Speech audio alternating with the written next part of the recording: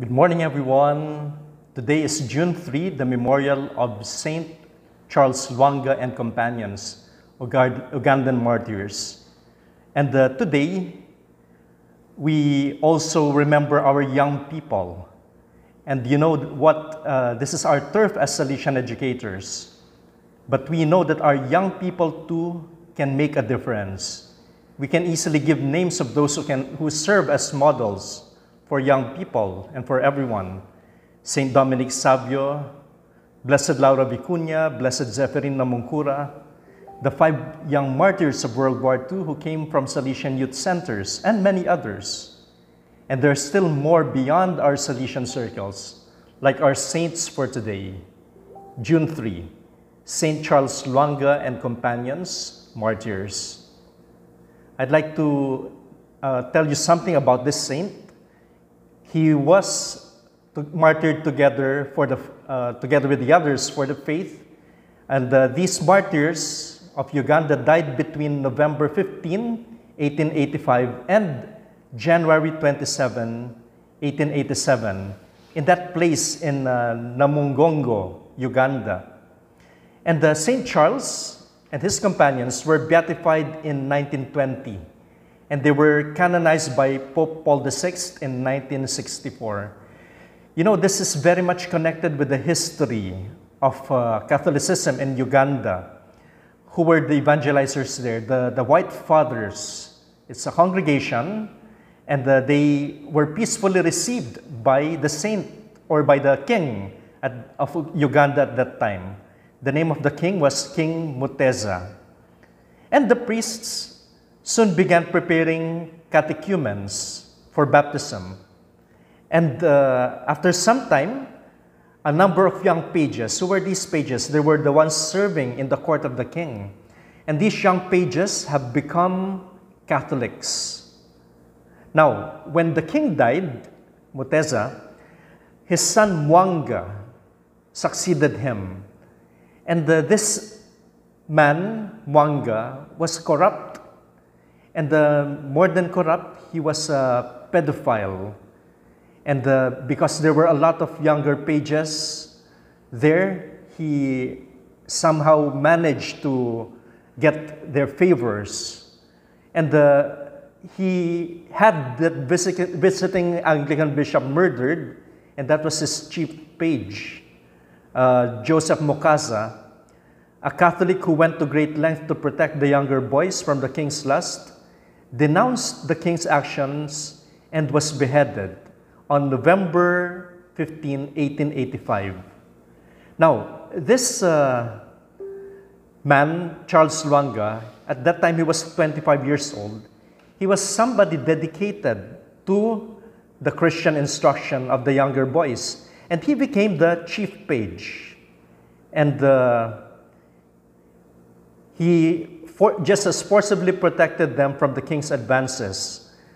Now, on the night of the martyrdom of Joseph Mukasa, the chief page, realizing that their own lives were in danger, Charles Lwanga, and then some other pages, they went to the White Fathers to receive baptism. Another 100 catechumens were baptized in the week after Joseph Mukasa's death. And then on the following May, King Lwanga learned that one of the boys was learning catechism. And of course, this enraged the king. And so he ordered all the pages to be questioned to separate the Christians from the others. The Christians, and they were 15 in all, between the ages of 13 and 25, they stepped forward. And the king asked them if they were willing to keep their faith. And they answered in unison, until death. And they were bound together and taken on a 2-day walk to a place called Namugongo, where they were to be burned at the stake. Now on the way, one of the eldest boys, the name is Matthias Kalemba, he exclaimed, "God will rescue me, but you will not see how he does it, because he will take my soul and leave you only my body." Now the executioners cut him to pieces, and then they left him to die alone on the road. Now, when they reached the site where they were to be burned, they were kept tied together for 7 days, while the executioners prepared the wood for the fire. Now, on June 3, 1886, that was the Feast of the Ascension, and today is June 3, Charles Lwanga was separated from the others, and he was burned at the stake. And the executioners slowly burnt his feet, and so burned until only charred remains were there. But he was still alive. And they promised him, okay, we will let you go if you renounce your faith. But he refused, and he said, you're burning me, but it is as if you're pouring water over my body. So he downplayed it. Naturally, that enraged them. And he continued to pray silently as they set him on fire. And just before the flames reached his heart, he looked up and said in a loud voice, Katonda, my God. And he died. And his companions were all burned together the same day, all the while praying and singing hymns until they died. And there were 22 proto-martyrs in all. The last of the proto-martyrs, a young man named John Mary, was beheaded by King Lwanga on January 27, 1887. So my dear friends, these are contemporaries of Don Bosco in the 19th century, but these were young men from Africa, from Uganda. And you know, the persecution spread during the reign of Lwanga, with 100 Christians, both Catholics and Protestants, being tortured and killed. You know, I gleaned this story from the Vatican website. It's together with the stories of other young people who have become saints. And so these young saints are models for our young people. And among them, of course, we have our own San Pedro Calungsod. And just to know that there are a lot of young people who are holy, even in our times, even among our Lusconians. Charles Lwanga was a young person, and his companion martyrs were also young.